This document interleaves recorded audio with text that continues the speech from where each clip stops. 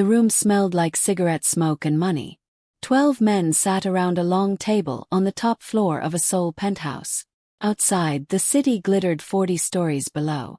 Inside, nobody breathed too loudly. Kang Siwon sat at the head of the table. 35 years old. Dark suit. Jaw sharp enough to cut glass. The kind of man whose silence felt like a countdown. Across the table, a middle-aged businessman was sweating through his shirt despite the air conditioning. His hands were flat on the table like he was trying to hold himself steady. "I can recover the loss," the man said. 2 weeks. Just give me 2 weeks. Siwon didn't answer immediately. He picked up his glass, took one slow sip, and set it back down without looking at the man. "You said that last month," Siwon said. "I know, but and the month before." The man's voice dropped. "I have a family, boss. Please." The room went completely still. Siwon looked at him the way a man looks at something already decided. No anger. No expression at all. That was somehow worse. He stood slowly. 2 guards near the door shifted forward. Then a younger guard near the wall cleared his throat. "Boss." Nobody interrupted Siwon. The guard knew it. He pointed toward the security monitor anyway. "You might want to see this." Siwon turned his head. The monitor showed the street directly outside the building. Rain hammered the pavement. The timestamp read 11:47 p.m. And standing in the middle of all that rain was a woman. Full-figured. Natural hair completely soaked. An oversized jacket hanging off her shoulders like it gave up trying. In front of her, an elderly street cleaner had dropped everything. Garbage bags split wide open, food containers rolling across the wet ground, trash scattering in every direction. Every single person walking past stepped around it. The woman stopped. She looked at the old man. Then she set down her own bag, crouched in the rain, and started picking up the garbage with her bare hands. No hesitation. No looking around to see if anyone was watching. Just quiet, steady hands working through the mess. The old man kept trying to wave her off. She shook her head and kept going. 1 container. 1 bag. 1 soaked napkin at a time. One of the guards laughed first. "Who does that?" Another one shook his head. "In this rain." Someone else smirked. "That woman is either a saint or she's lost her mind." Laughter moved around the table. Loose. Relieved. The kind men use when they need the tension to go somewhere. Siwon didn't laugh. He stood in front of the monitor. Eyes fixed on the screen. The woman finished. She helped the old man tie the final bag shut. He bowed 3 times. She smiled and waved him off like it cost her nothing, picked up her own bag and walked straight into the rain. The guard nearest to Siwon smiled. "Should I delete it, boss?" Siwon watched the empty sidewalk for another second. "No." He walked out of the room without another word. The businessman at the table exhaled slowly. He had no idea that was the least frightening thing that would happen to him that night. If you think that moment meant nothing, you don't know Kang Siwon yet. Stay with me. Because the woman who walked away in that rain is about to become the only thing this man cannot control. And trust me, that is where this story gets dangerous. Her name was Zara Mensah. 29 years old. Ghanaian-American. Atlanta-born and Atlanta-stubborn. She had a degree in biochemistry she barely used, a natural hair care brand she barely survived on, and a hotel banquet job she worked 3 nights a week just to keep the lights on. The brand was called Ode. Handmade hair butters, scalp treatments, edge repair creams. Every single product mixed by hand inside her apartment kitchen after midnight, labeled by hand, packed by hand, and shipped from a storage unit she split with her neighbor because she couldn't afford her own. It was everything she had. It was also barely breaking even. "You got 2 orders today," her best friend Nadia said, scrolling through Zara's phone while sitting on the kitchen counter. Zara didn't look up from the jar she was filling. 2 is better than 0. "Zara, don't. I'm not doing anything. You're using my name like a whole sentence. That means you're about to say something I don't want to hear." Nadia set the phone down. "You worked a 12-hour shift, came home, And you're making product at 1 in the morning. Again. The orders don't fill themselves. 2 orders. Zara finally looked up. 2 real people paid real money to put something I made on their hair. I'm not going to be ungrateful about that. Nadia was quiet for a second. Then she said, "You know what your problem is? You're going to tell me anyway. You're hiding." Zara laughed once. "Sort. I post online. You post your products. Never yourself." Nadia crossed her arms. "People want to see you, Zara. Not just what you make." Zara went back to filling the jar. "Nobody wants to see me." The words came out too fast. Too easy. Like she'd said them to herself 100 times before Nadia ever asked. The kitchen went quiet. Nadia didn't push. She knew when something went too deep to pull out with an argument. She just stayed. Which was always how she showed up. Zara sealed the jar. Set it in the shipping box. Reached for the next one. Outside, Atlanta hummed in the dark. Somewhere down the block a car played music too loud for midnight. The refrigerator buzzed. The clock above the stove read 1:22 a.m. And Zara Mensah kept working. Because stopping felt worse than tired. Across the world, in a sealed room inside a Seoul penthouse that smelled like whiskey and leather, Kang Siwon sat alone behind a wide desk. His phone was face down. The city lights behind him went untouched. The security monitor on the wall still showed the street outside his building. Now. Rain still falling. His head of security, Park Juno, stepped into the office quietly. He had worked for Siwon for 7 years. Long enough to know when to speak and when to stand still. He stood still. Siwon looked at the empty street for a long moment. Then he spoke without turning around.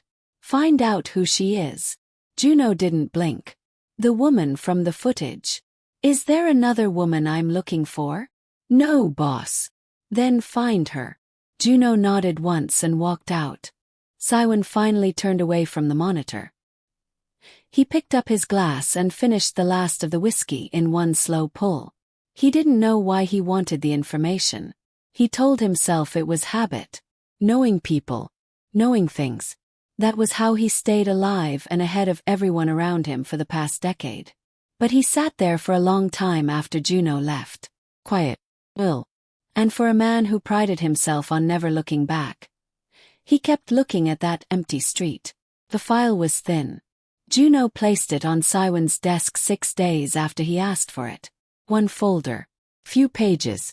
A printed photograph clipped to the front. Zara Mensah. 29. Atlanta, Georgia. Ghanaian-American. Biochemistry degree from Georgia State. Currently employed part-time at the Meridian Hotel as banquet staff. Owner of a small natural haircare brand called Ode. Annual revenue low enough that Siwon's organization spent more on parking in a single week. Nobody. By every measurement his world used, she was nobody. Siwon sat back in his chair and looked at the photograph. It was pulled from her brand's social media page. She was smiling at the camera holding one of her products, wearing a plain white shirt, hair out, no filter, no performance. He studied it longer than the information warranted. Then he closed the folder and put it in his desk drawer instead of the trash. Juno, standing near the door, said nothing. That alone told him everything. 6 weeks later, Siwon landed in Atlanta. Business. A real estate acquisition his American partner had been pushing for 3 months. 2 days of meetings, 1 dinner he didn't want to attend, and a return flight Friday morning. He checked into the Meridian Hotel. Because that was the hotel his partner always used. That was the only reason. He told himself that on the flight over. He believed it the way a man believes something he knows isn't entirely true. The Meridian Ballroom was set up for a corporate gala that Wednesday night. Zara moved through the room in her black uniform, carrying a tray of champagne glasses with a kind of quiet efficiency that came from doing something long enough that your body just handled it. She hated these events. Not the work. The work was fine. She hated the way certain guests looked through her. Not at her. Through her. Like she was furniture that happened to move. "Excuse me." A woman in a red dress snapped her fingers twice without looking up from her phone. This champagne is warm. Zara looked at the glass. It had been poured 4 minutes ago. I'll get you a fresh one, she said evenly. The woman finally looked up and gave her a slow once-over. The kind that was meant to land. Make sure it's actually cold this time. Zara smiled, picked up the glass, walked away. She had learned a long time ago that some people needed to feel tall by making someone else feel small. She refused to give them the satisfaction of a reaction. What she didn't know was that someone across the room had watched the entire exchange. Siwon stood near the far wall with a glass of water he hadn't touched, listening to his partner talk about square footage. He heard none of it. His eyes were on the woman in the black uniform moving through the crowd. He recognized her immediately. Wider than the photograph. More certain in her movements than he expected for someone working a service job at midnight.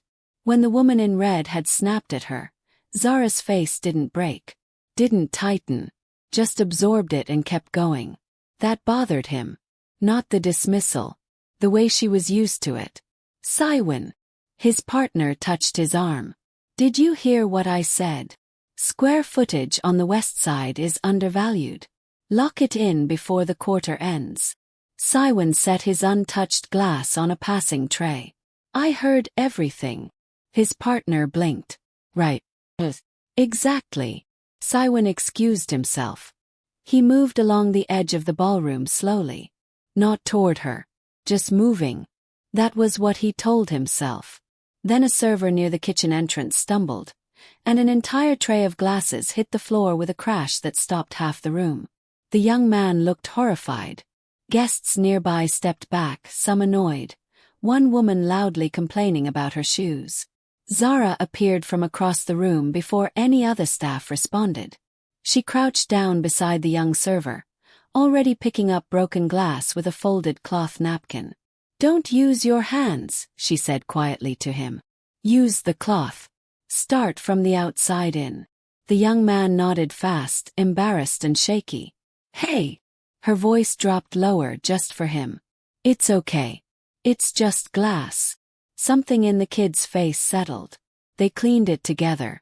Quickly. Efficiently. While half the room went back to their conversations and forgot either of them existed. Siwon watched the whole thing standing 10 feet away. He didn't move. Zara stood, handed the broken glass-filled cloth to a colleague, and smoothed her uniform.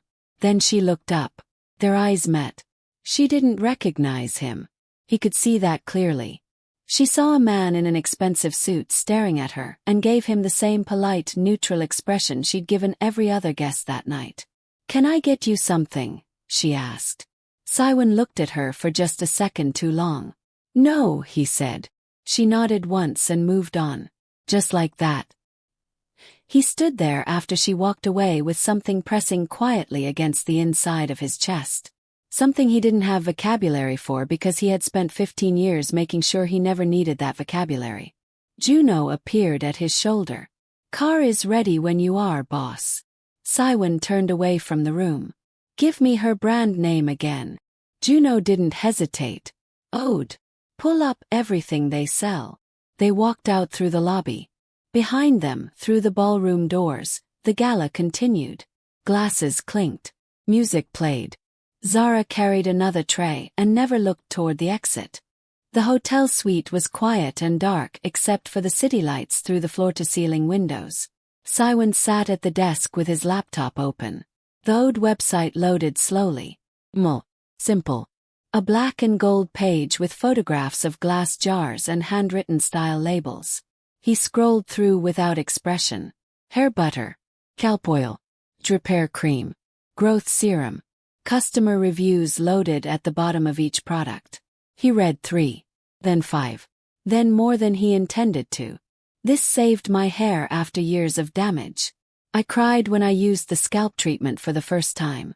I didn't know my hair could feel like this. She makes you feel like someone actually cares about you. Siwon stopped on that last one. He looked at the screen for a long moment. Then he clicked to the largest bundle on the site. Added it to the cart. Then added 3 more. He filled in a shipping address for a procurement office his organization used. No name attached. No message. Total order value. Enough to cover what Zara probably made in 2 months of banquet shifts. He closed the laptop. Walked to the window. Atlanta stretched out below him, wide and bright and indifferent. Somewhere in this city she was finishing her shift, going home, probably working through the night on those small glass jars. He didn't examine why he knew that. He just stood at the window for a long time. And the city outside had absolutely no idea that the most dangerous man in it was thinking about a woman who didn't know his name. The notification came in at 6:47 in the morning. Zara was still in bed, half asleep. Phone face down on the mattress beside her the way it always was when she finally stopped working past 2 a.m. The sound was different though. Not the single soft ping of one order. Kept going. She rolled over and grabbed the phone.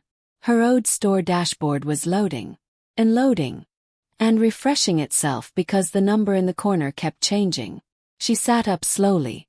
43 orders. Placed overnight. All from the same shipping address. She stared at the screen. Then she called Nadia.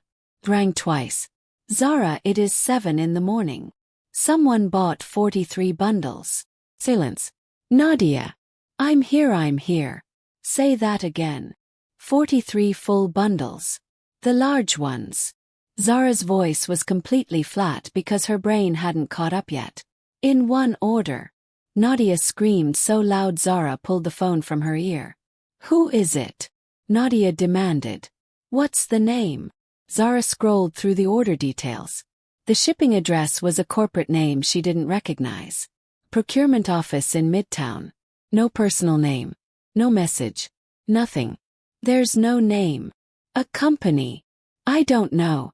I've never heard of them. Nadia went quiet for a second. Then she said carefully, Zara. That's real money. I know. Like Rentan materials and still have some left money. Zara pressed her hand over her mouth.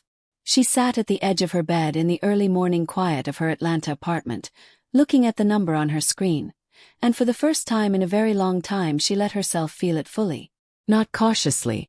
Not with one eye already looking for what could go wrong. Just felt it. I'm going to need help packing, she said finally. Nadia was already talking about coming over. 3 weeks after the mystery order, a number Zara didn't recognize called her on a Tuesday afternoon. She almost didn't pick up. Ms. Mensah. The voice on the other end was professional, female, slightly formal. This is Irene Cho calling on behalf of CO Luxury Wellness. We're a high-end spa group with locations in Atlanta, Chicago, and Seoul.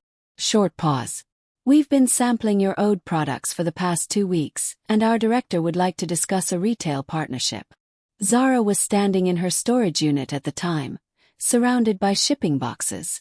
She put one hand on the metal shelf beside her to steady herself.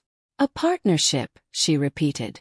We'd be looking at stocking your full range across our Atlanta and Chicago locations initially, with potential expansion to Seoul if the numbers support it. Another pause. Would you be available Thursday? Zara said yes before she finished the sentence. She hung up and stood very still in that storage unit for 30 seconds. Then she called Nadia and screamed into the phone because nobody else was there to scream with. Thursday came fast. Zara wore her best blazer. Deep burgundy. She'd bought it 2 years ago for a pitch that never happened and kept it clean ever since, waiting. The CO Wellness corporate office was in a glass building in Buckhead. All clean lines and quiet money. The kind of place that made you want to walk slower so you looked like you belonged. Zara walked at her normal pace. The meeting went well. Better than well. The director loved the products, talked about brand alignment, customer demographics, the whole language of people who actually knew what they were doing. Zara answered everything clearly and left with a preliminary agreement to review. She was in the lobby, blazer buttoned, folder under her arm when she heard the elevator. The doors opened, and Kang Siwon walked out. Dark coat. Juno behind him. 2 other men flanking the sides. The lobby shifted the way lobbies shifted around certain people. Not dramatically, but everything just moved slightly out of the way. Zara recognized him immediately. The hotel. The gala. The man who had stared at her across the ballroom like she was something he was trying to figure out. Their eyes met the second he cleared the elevator. He stopped. Not dramatically. Just a half-second pause in his stride that most people wouldn't notice. Zara noticed. She gave him the same polite nod she gave every stranger and turned toward the exit. Ms. Mensah. He stopped. Turned slowly. Siwon had closed half the distance between them without her hearing him move. He was closer than she expected. The men behind him had stopped where they were without being told. You know my name, she said. I do. We haven't been introduced. No, he agreed. He looked at her steadily. Kang Siwon. The name didn't register immediately. Then it did. She'd seen that name in the Atlanta business press. Korean investment group. Major real estate. Rumors that ran a lot darker than real estate. She'd scrolled past articles without reading them because men like that existed in a different layer of the world than she did. Or so she'd thought. Are you connected to Seoul Wellness? She asked directly. Something moved briefly behind his eyes. Almost impressed. My organization holds a minority stake in the parent company, he said. I was here for a separate matter. But you know who I am. I made it my business to. The lobby was not small. The distance between them still felt insufficient. Zara kept her expression even and her folder pressed against her side. Why? She asked. He looked at her for a moment before answering, like he was deciding how much of the truth to use. I saw you do something that stayed with me. What did I do? You helped someone when it cost you something. And you didn't wait to see if anyone noticed. Zara was quiet. She didn't know about the CCTV footage. She didn't know about the footage he'd watched dozens of times in a sealed office in Seoul. She just knew this man was looking at her like the answer to a question he hadn't said out loud yet. People help each other, she said carefully. That's not unusual. In my experience, Siwon said. It is. A beat of quiet fell between them. Zara glanced briefly at the men standing behind him. Patient. Watching everything around them with trained eyes. She looked back at Siwon. I should go, she said. He nodded once. The CO partnership is a good opportunity. His voice stayed even. You should take it. Something about the way he said it made her pause. Not threatening. Not warm either. Just certain. Like a man saying the sun would rise. I'll make that decision myself, she said. The corner of his mouth didn't quite move. But something shifted there. Of course, he said. She held his gaze one more second.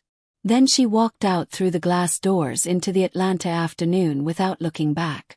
Outside she exhaled slowly. Her heart was doing something unreasonable. She ignored it. Behind her, Juno appeared at Siwon's side. She didn't flinch, Juno said.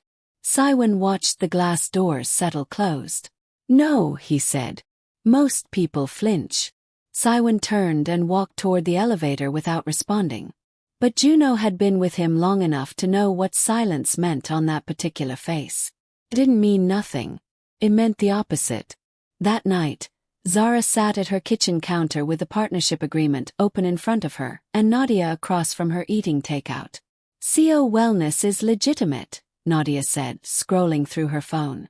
4-star spas. Good reputation. This could actually. She stopped. What's wrong with your face? Nothing. Zara. I met someone today. At their office. Nadia set down her chopsticks. Met or met like something happened. Nothing happened. Zara looked down at the agreement. He said something that I can't stop thinking about. What did he say? Zara was quiet for a second. He said helping people costs something. Like he spent a long time watching what people do when they think it doesn't. Nadia stared at her.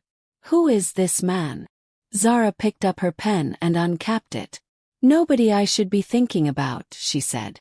She signed the agreement. But she thought about him anyway. Ode was moving. Not slowly either. After the CO Wellness partnership launched, 3 other Atlanta boutiques reached out within 2 weeks. A beauty blogger with 2 million followers posted an unsponsored review that crashed Zara's website for 6 hours. Orders came in from states she hadn't marketed to. Zara hired 2 part-time packers. Moved into a proper storage facility. Quit the hotel banquet job on a Tuesday afternoon and cried in her car for 10 minutes afterward. Not from sadness. From relief. Nadia showed up that night with food and a bottle of wine, and they sat on Zara's kitchen floor eating straight from containers because neither of them felt like being formal about it. "You did this," Nadia said. "We did this. I literally just told you to post more photos." Zara laughed. "That counts."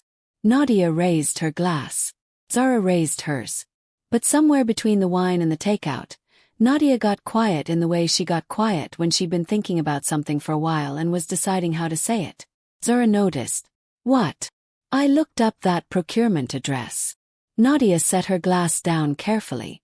"The one from the anonymous order." Zara stilled. "It routes back to a holding company called JH Capital Group." Nadia looked at her directly. "Which is a subsidiary of Kang Group International." The kitchen went quiet. "Kang," Zara said slowly. "Kang Siwon." Nadia's voice was steady. "The man from the CO building." Zara set her own glass down. She looked at the wall for a moment. Then she looked back at Nadia. "He bought 43 bundles." "He bought 43 bundles." Neither of them said anything for a few seconds. Then Zara stood up, picked up her phone, and looked for his number. She didn't have it. She sat back down. "Thought about that." "What are you going to do?" Nadia asked. "I'm going to find out why," Zara said. Her voice was calm. But her jaw was set in the way Nadia recognized from years of watching Zara face things that scared her by walking straight toward them. Took her 4 days to get a meeting. Not because he refused. Because his schedule was genuinely structured like a government. Juno, who she reached through the CO wellness contact, gave her a 30-minute window on Friday at noon. Siwon's Atlanta office was on the 41st floor of a building downtown that looked like money had designed it from the ground up. Clean. Cold. Quiet in a way that felt intentional. He was already seated when they brought her in. Jacket on. Hands folded on the table. No phone out. No papers. Like he'd been waiting and had nothing better to do. She sat across from him without preamble. "The anonymous order," she said. Siwon looked at her without expression. "You traced it. It wasn't that hard." "I know. I didn't hide it particularly well." That stopped her for half a second. "Then why no name? No message?" "Because I didn't want you to feel obligated." Zara studied him carefully. "But you still wanted me to benefit from it." He said nothing. Which was its own answer. She leaned forward slightly. "Why?" Siwon looked at her for a moment. Then he said, "Your product is good. It deserved a larger audience." "That's not a real answer. It's the one I'm giving you." Zara sat back. She looked at the man across from her. Expensive suit. Unreadable face. Eyes that watched her like they were cataloging everything. "I don't like owing people things," she said. "You don't owe me anything." "That's easy to say. It's also true." His voice stayed even. "I made a purchase. You fulfilled it. That's a transaction. Nothing more." Zara looked at him steadily. "Is it?" Something shifted. "What do you want me to say?" he asked. "The truth would be a good start." He held her gaze. "I wanted your business to grow." "Why?" "Was. Just long enough to feel like something." "Because you earned it before anyone was watching," he said. "And things like that deserve to be seen." The room was very quiet. Zara didn't look away. Neither did he. And the 30 minutes she'd been given stretched past that point without either of them moving toward the door. The next 3 weeks settled into something neither of them named. Siwon extended his Atlanta stay. Business reasons. That was what Juno logged in the schedule. Juno said nothing about it. Zara appeared at 2 events where Siwon happened to also be present. A luxury retail summit. A private dinner hosted by the CO wellness director. They weren't together at these events. They talked to other people, moved in separate circles.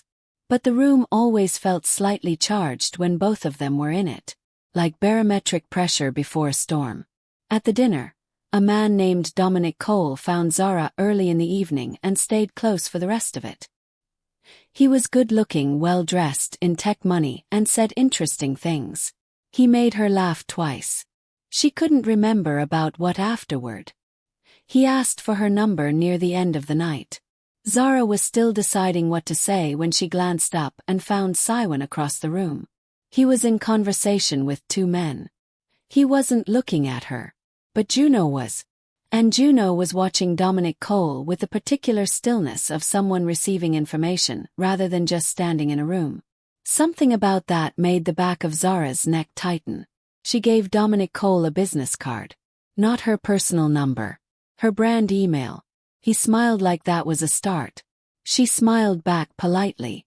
2 days later, she ran into Nadia at the coffee shop they always used. "Your friend Dominic Cole," Nadia said slowly, phone in hand, "just posted that he's relocating to Dubai. Effective immediately.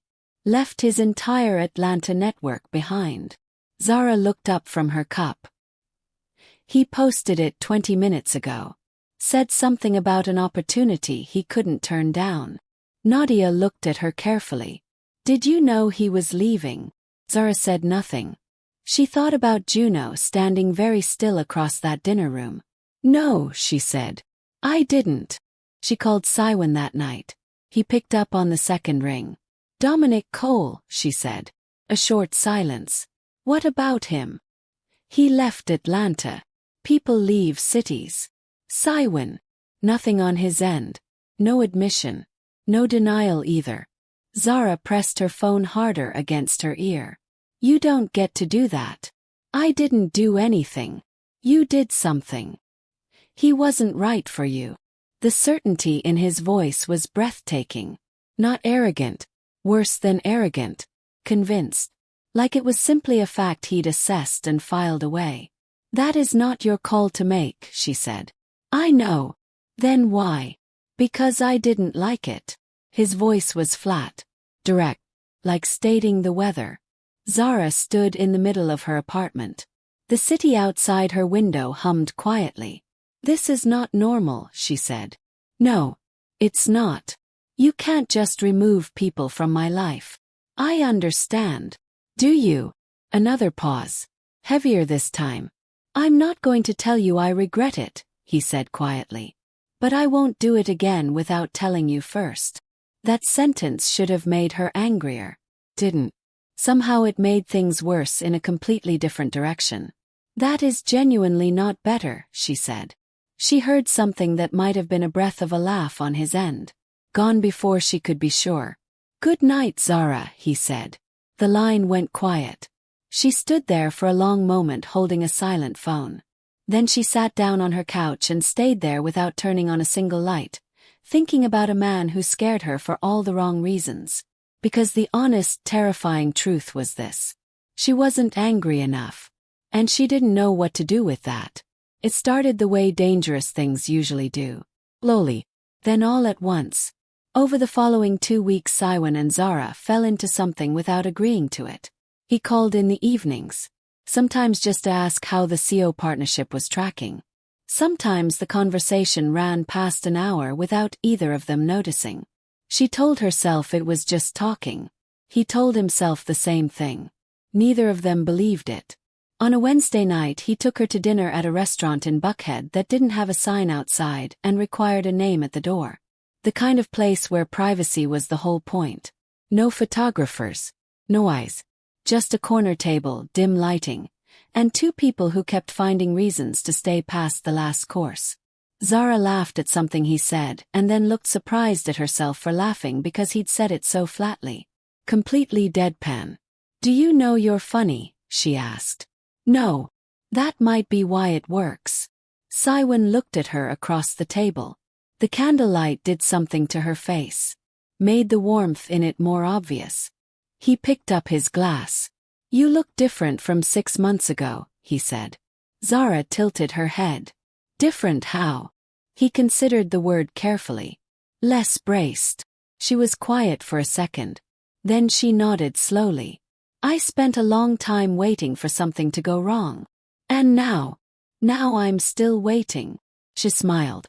But I'm louder about the good things while I wait. He studied her. What changed? She thought about it genuinely. I stopped trying to take up less space. She turned her glass in her hand. I spent years making myself smaller. In rooms. In conversations. Even online. I thought if I stayed quiet enough, invisible enough, people would just let me work. Siwon said nothing. Turns out invisible just means invisible, Zara continued. Nobody rewards quiet. They just don't notice you're gone. She said it lightly. But the weight underneath was real. The kind of weight that came from years of experience, not theory. Siwon looked at her steadily. And something in his expression changed. Not dramatically. Just a tightening. A stillness that was different from his usual stillness. Zara noticed. She'd spent enough time reading rooms to know when a silence shifted. What? She said. Nothing. Siwon. He set his glass down. You're doing the quiet thing, she said. You go completely still when something's wrong. I'm always still. Not like this. He looked at her for a long moment. Then he said, I need to tell you something. The air between them changed immediately. Zara set down her own glass. Okay. He didn't look away. That was the thing about him. He never looked away when it was hard.